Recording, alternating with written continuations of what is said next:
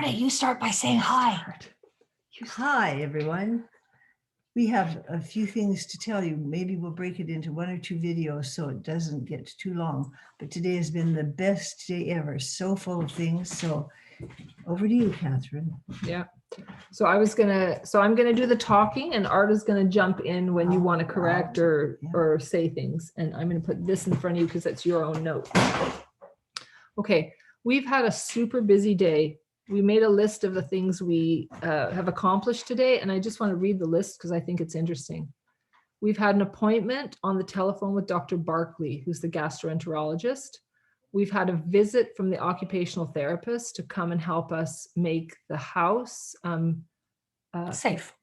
not only safe, but help us make the house a great place where Arta can be mobile and get around with what to the most of your ability, but preserving your energy. We're going to make it so I can eat with family and friends and rest in between. Yeah.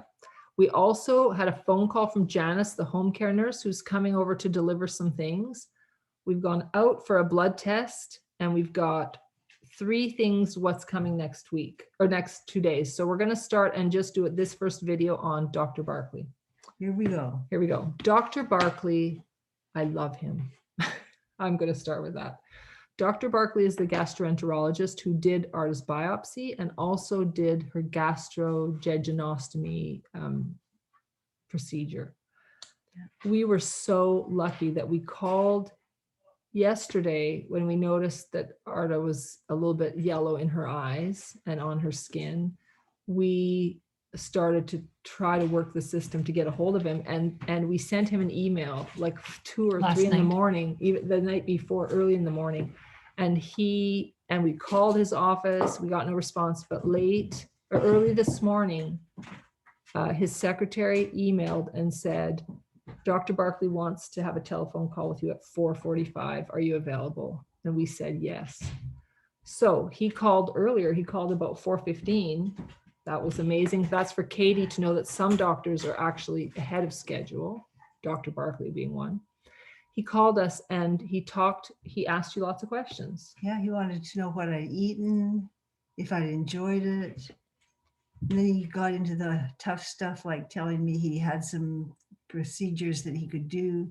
He told me there was probably only 50% efficacy. And then he said some of the things, like one would be that I get a stent where the bile drains outside and into my abdomen and is collected on the outside of my body. He said most of his patients don't like that. It's just a reminder to them that they're sick. So he tries to find some other way to do the same thing.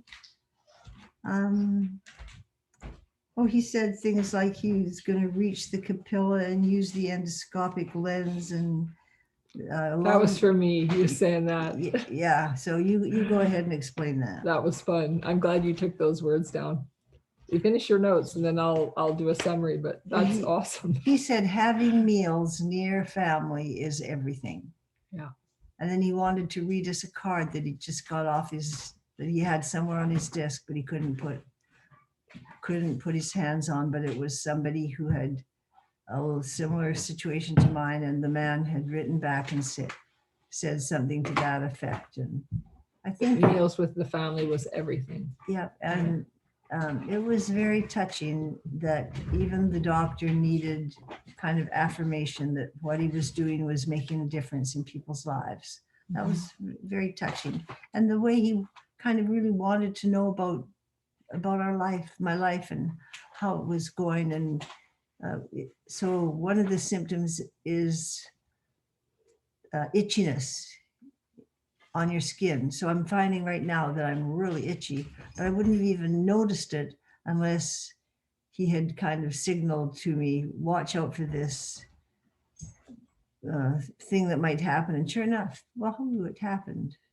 So anyway, what a gift. Next week I get to go see him again, maybe for 1 day, maybe for 2. So I might be in and out, or I might be in and they have to watch me overnight and then out the next day.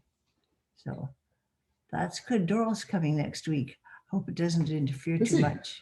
Yeah, he is. Isn't that going to be fun? Oh, I really? think, That's well, we good. didn't know either till last night Oh, Yeah. or this morning, maybe.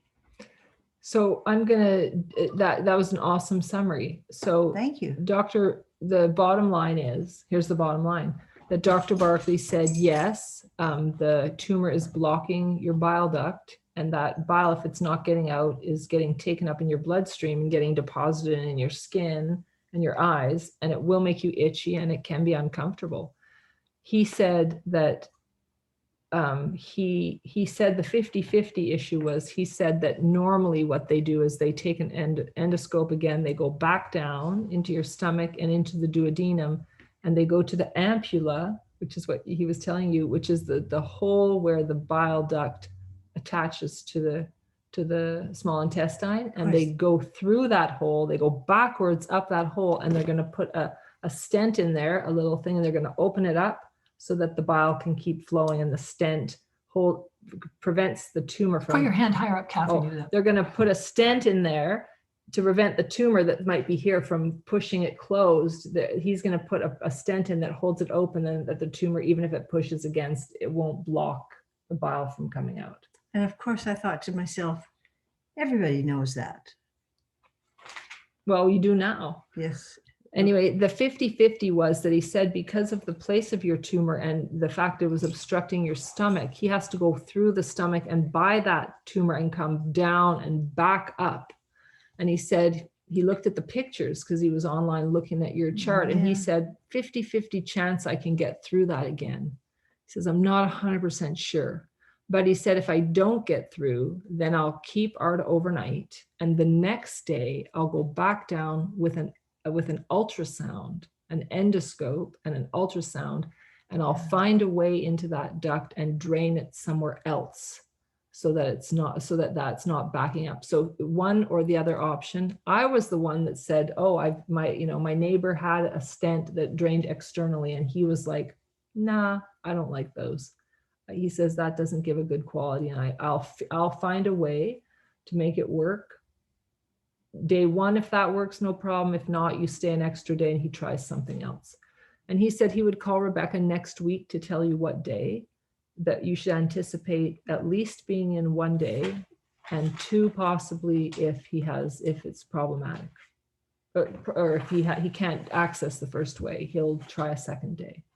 The doctor was was it. very nice. He wanted to know who would be on the ground next week. He did. Who would be fielding the phone calls and why. And Mhm. Catherine was telling him, well, she'll be back at work, but that she'll be listening in, and that Rebecca will be taking all the phone calls. So it was it felt so human to be kind of treated that way, talking about the issues, so kind. And He was very kind. yeah. He gets an A+. The end.